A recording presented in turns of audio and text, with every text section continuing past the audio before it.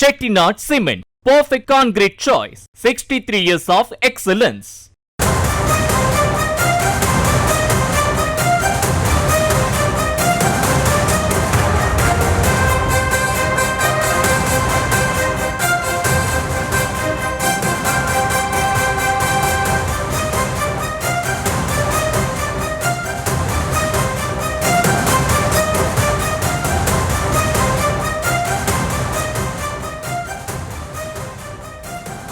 அண்மை செய்தி. சட்டமன்ற தேர்தலுக்காக இன்று முதல் வேட்பாளர்களை தாவேக அறிமுகம் செய்ய உள்ளதாக தகவலானது வெளியாகி இருக்கிறது. மேலும் விவரங்களோடு இணைகிறார் செய்தியாளர் ஜெரி.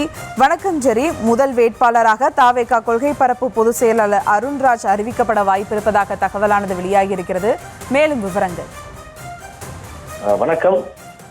தமிழக வெற்றி கழகத்தினுடைய முதல் வேட்பாளர் அறிமுக கூட்டம் நடைபெற இருக்கிறது. அதாவது நாமக்கல் திருச்செங்கோடு தொகுதியில இந்த நிகழ்ச்சி நடைபெற இருக்கிறது.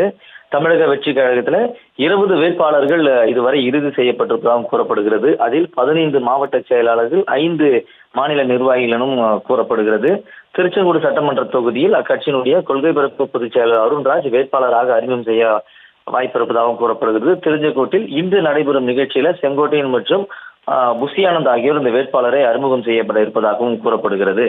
குறிப்பிட்ட சில தொகுதிகளுக்கு கட்சி நிர்வாகிகளுக்கு மட்டும் தங்கள் தொகுதி வேட்பாளர் யார் என்பதை அறிமுகம் செய்து வைக்கின்றனர். 2026 சட்டமன்ற தேர்தலில் தமிழக வெற்றி கழகம் சார்பில் போட்டியிடும் வேட்பாளர்கள் அறிமுகத்தை இன்று முதல் தொடங்க இருப்பதாகவும் தகவல் வெளியாகி இருக்கிறது. கடந்த சில மாதங்களுக்கு முன்பே 234 தொகுதிகளிலும் போட்டியிடும் வேட்பாளர்கள் தொடர்பாக நேர்முகம் தேர்வு நடைபெற்றது. அந்த அடிப்படையில் தான் தற்காலிக வேட்பாளர் பட்டியல் ஒன்றையும் தயாரித்து வைத்திருக்கிறது தமிழக வெற்றி கழக தலைமை. இந்த நிலையில் தேர்தலுக்கு சில மாதங்களே உள்ள நிலையில் குறிப்பிட்ட சில தொகுதிகளுக்கு மட்டும் தொகுதி நிர்வாகிகள் மத்தியில வேட்பாளர்களை இன்று முதல் அறிமுகம் செய்ய விஜய் திட்டமிருப்பதாகவும் தகவல் வெளியாகி இருக்கிறது. இன்று நாமக்கல் மாவட்டம் திருச்செங்கோட்டில் நடைபெறும் நிகழ்ச்சி ஒன்றில் கட்சியின் பொதுச் செயலாளர் புசியானந்த் மற்றும் நிர்வாக குழு தலைமை ஒருங்கிணைப்பாளர் செங்கோட்டையன், கொள்கை பரப்பு பொதுச் செயலாளர் அருண்ராஜ் ஆகியோர் பங்கேற்கின்றனர். இந்த நிகழ்ச்சியில் தான் முதல் வேட்பாளராக கொள்கை பரப்பு பொதுச் செயலாளர் அருண்ராஜ் அறிமுகம் செய்யப்பட இருப்பதாகவும் கூறப்படுகிறது. இவர் இதற்கு முன்பதாக IRS பதவியில இருந்ததாகவும் அவர் விஜய்க்கு மிக நீண்ட நாள் நண்பராகவும் இருந்திருந்தார்.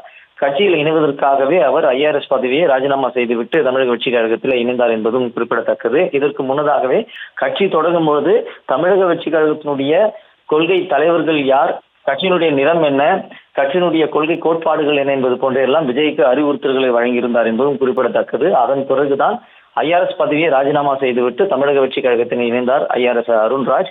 தற்போது அவர் தமிழக வெற்றி கழகத்தினுடைய முதல் வேட்பாளராக நிர்வாகிகள் மத்தியில் இன்று அறிமுகப்படுத்த இருக்கிறார்.